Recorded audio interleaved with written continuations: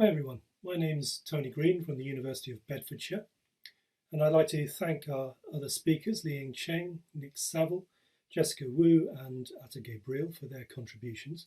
In this session, I'll be picking up on some of their ideas and drawing them together, and then the five of us will be joining you live to answer any questions you may have.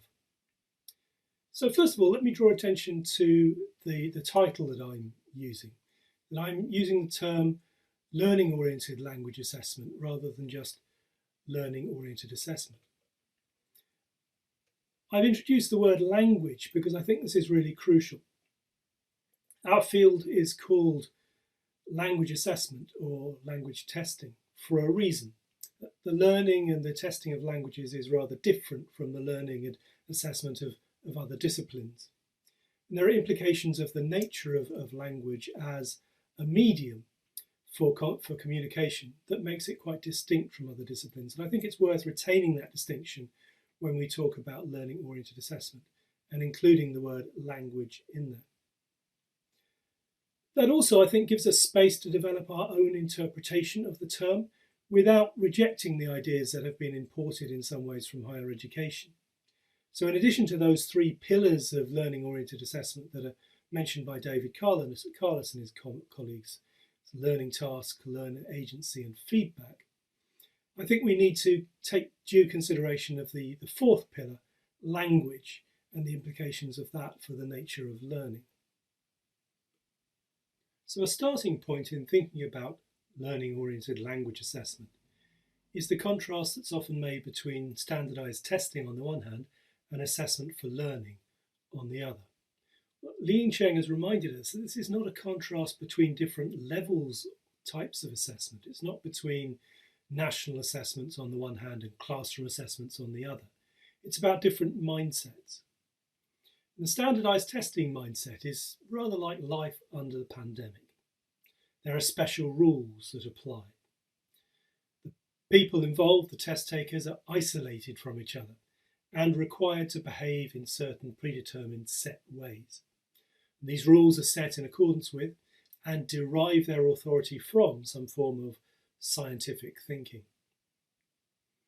The interest is in obtaining measurable products and ability for the design, use and interpretation of assessments among all of the people involved in it.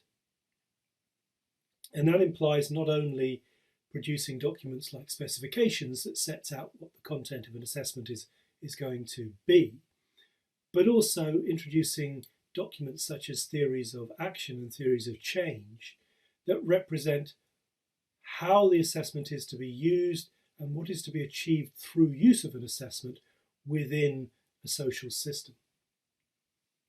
Jessica Wu has pointed to the possibilities of technology as a way of supporting learners and of making tests more coaching tools that assist people in their learning, rather than or in addition to their traditional more refereeing judgmental role. And Atta Gabriel has argued that the teachers can actually use test preparation as an opportunity for meaningful language learning action that involves working towards an assessment as a means of developing somebody's overall language abilities. So all four speakers have pointed towards, I think, two essential foundations for learning-oriented language assessment.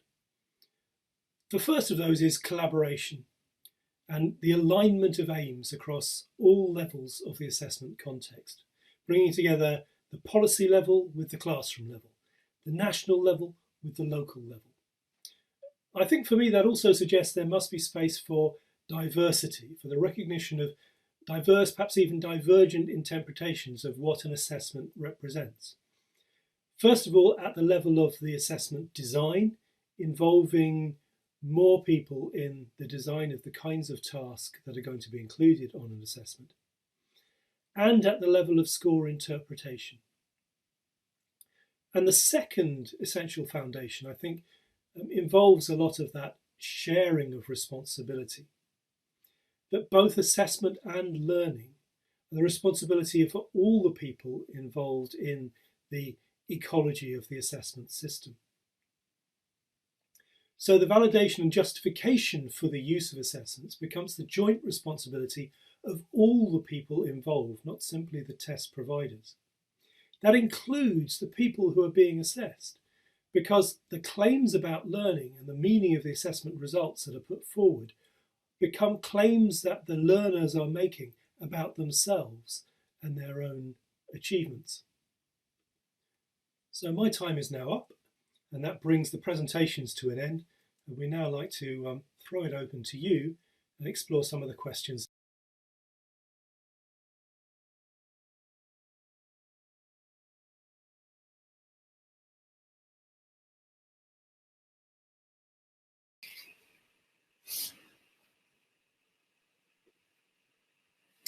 Okay, so I'm hoping now that all of the panelists will be invited to join me on stage, and we can look forward to answering your questions about the talks.